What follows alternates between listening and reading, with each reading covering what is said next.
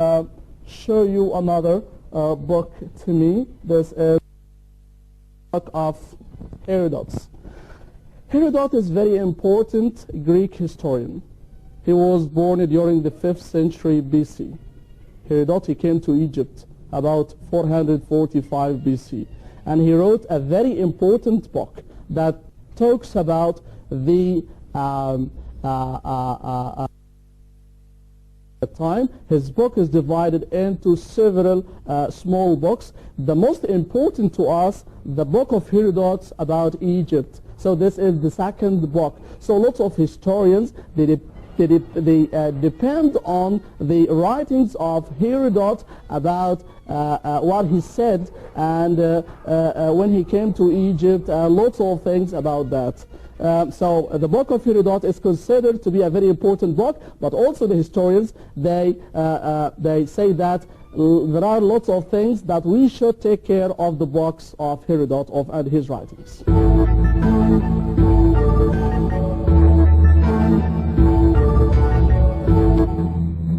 That I would like to show you, it is the dictionary of the Holy Book. This is a very important book to me. That one, okay, is giving a brave idea about all the names and all the ideas that they are mentioned on the Holy Book. So it's very important to know these ideas for any scholars, for any authors that he is dealing with the Jewish history. So something very important for such book. Now it's the time to come to my books. So for my books, I wrote about 26 books in special domains, especially the history, and also in the history, and also about the comparison of the religion, and about the stories of the prophets as they were mentioned in the Old Testament, in the New Testament, or the Gospel, or the stories of the prophets in Quran. So to have the comparison of this. This book is a little bit different of my specialization. It is a small or a brave encyclopedia about the greatest military leaders in the history. That's what I'm talking about, 90 important military commanders, leaders, and their important victories during that time. So for me also it's a very important book. Here also maybe you can see, for example, Hitler. Hitler is not for us a great value, but as a military leader, even that his idea is negative for us. But also we have great names in this book, like the name of Salah ad-Din. He is a hero for the whole Arabs. We have the name of Qutuz. We have the name of, during the beginning of Islam, like the leaders like Khalid ibn al-Walid, Amr ibn al-As, Hamza, who is considered to be the Lord of the martyrs. So we have lots of great names in this brave encyclopedia.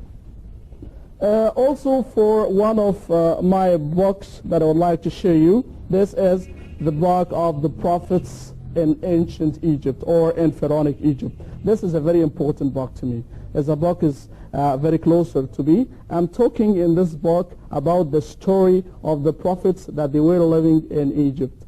So I'm talking about nearly 20 prophets, started from the prophet Idris, who is mentioned on the Old Testament, as it said, and his name is Enoch.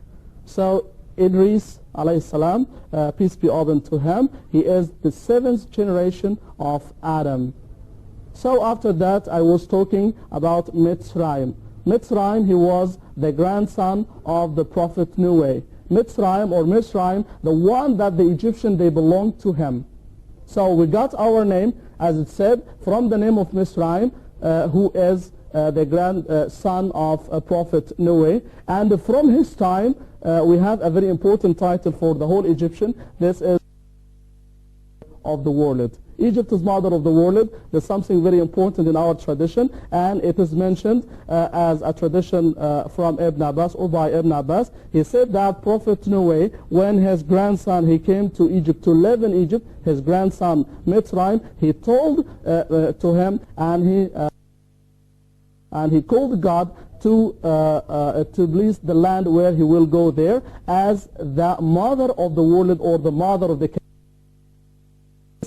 We have the title or the name of mother of the world. So it's very important. Also, I was talking here about the time of the prophet Joseph, the prophet Jacob, the prophet Moses, the prophet Jesus when they came to Egypt. And I think Egypt is a very important land for the religions, for the prophets. It is mentioned on the whole holy books.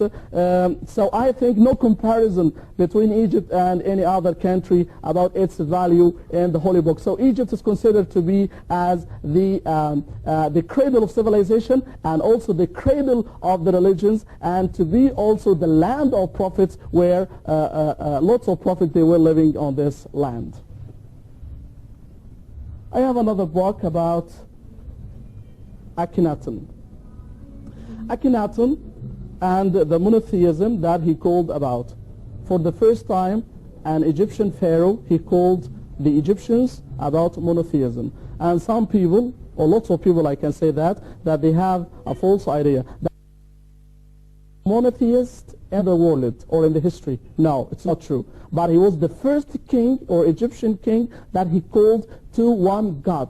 This is the idea, but not the first one who called. The first one, we talk about the prophets from the time of Prophet Adam to Idris, to Noah, to Abraham, to the other prophets that they called about the one God before the time of Akhenaten. So it's very important to know this idea. Here also I'm talking about the influence of Prophet Joseph about the monotheism of Akhenaten. Another book that I would like to show you now, this is the book of Ramses II and Pharaoh of Moses. This is a very mysterious question that lots of people, they discussed about that from a long time ago. Who is the Pharaoh of the Exodus? Who is the Pharaoh of Moses? So here, nowadays, we have a false idea. Lots of people, they talk about Ramses II as the Pharaoh of Moses. And they consider that as a principle or as a fact. It's a great mistake. And here in this book, I talk about that story of Ramses II and his relation with the Pharaoh of the Exodus. So I'm telling the truth of that. This also surely, I say that this from my point of view. You can agree with me or not, so it depends, but I have my sources and I have also my proofs about that. Another book that I would like to show you now, this is the book about the pyramids of Egypt. We talk about that story of the pyramids, the function of the pyramid, why the ancient Egyptian, they built the pyramid. A pyramid, it is a grave of a pharaoh, okay, and especially the great pyramid of the King Cheops, which is considered to be one of the 7 wonders in the ancient world and the only wonder that's still standing till now.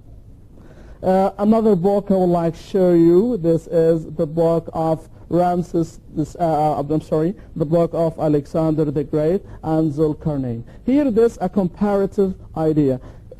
Alexander the Great is a historical leader, a very important person in the history. This is by the whole people. They talk about Alexander the Great. But also Zulkarnain, it is surely that it's a personality mentioned in Quran, just in Quran. So lots of people, they talk about Alexander the Great, and he is Zulkarnain. So I'm talking about that idea, and also I'm sure not to be Zulkarnain or not. So also it's a very important idea. The last book that I would like to show you, this is about Egypt in the Old Testament. Also this is a book, an old book of mine. I am talking in this book about everything which is related to Egypt, which is mentioned on the Old Testament. I'm telling about everything. It looks like a lexicon or a dictionary about Egypt in the Old Testament. So, for example, if you want to know all the kings of Egypt that they were mentioned in the Old Testament, you find them on this book. All the names of Egyptian persons that they are mentioned in the Old Testament, you find them also in this book. Also, important information like Egyptian cities, Egyptian sites, lots of names that they are related to Egypt, and they are mentioned on that book. This is a brave idea about my favorite books that I read, and also my favorite books that I wrote. So I hope that you enjoyed what I said, and it's very interesting for you. Thank you so much.